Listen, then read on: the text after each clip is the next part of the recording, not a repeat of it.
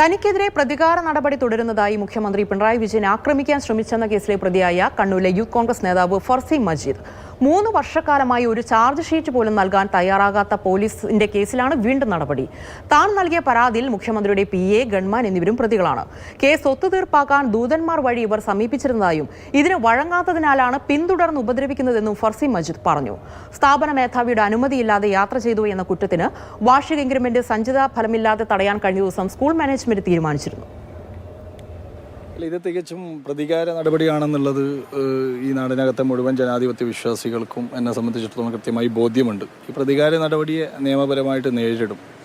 നിലവിൽ ഇത് 3 വർഷക്കാലത്തോളമായി ഈ ഒരു കേസുമായി ബന്ധപ്പെട്ട് നിലവിലൊരു ചാർജ് ഷീറ്റ് പോലും കൊടുക്കാൻ വേണ്ടി കേരളത്തിലെ പോലീസ് തയ്യാറായിട്ടില്ല. ഇതിനകത്ത് ഏറ്റവും പ്രധാനപ്പെട്ട വിഷയം, ഞാൻ അതിനകത്ത് കുറ്റക്കാരനാണെങ്കിൽ കേരളത്തിലെ മുഖ്യമന്ത്രിയുടെ ഗൺമാൻ ഇതിനകത്ത് ഞങ്ങളെ ആക്രമിച്ചു എന്ന് പറയുന്ന കേസിനകത്ത് പ്രതിയാണ്.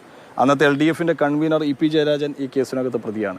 അന്നത്തെ മുഖ്യമന്ത്രിയുടെ സന്തത സഹചാരിയായി കൂടെ നടക്കുന്ന മുഖ്യമന്ത്രിയുടെ PA ഈ കേസിനകത്ത് പ്രതിയാണ്. പലവട്ടം പല ദൂതന്മാർ വഴി ഈ കേസ് ഒത്തുതീർക്കണമെന്നുള്ള തരത്തിലേക്ക് വന്നിട്ടുണ്ടായിരുന്നു. ഒരു അഡ്ജസ്റ്റ്മെൻറ്റിന് തയ്യാറാവാത്തതാണ് ഇതിൻ്റെയൊക്കെ പ്രശ്നം. പക്ഷേ ഒരിക്കലും ഒരു തരത്തിലും ഈ വിഷയവുമായി ബന്ധപ്പെട്ട് കോംപ്രമൈസ് ചെയ്ത് പോകാൻ വേണ്ടി തയ്യാറല്ല.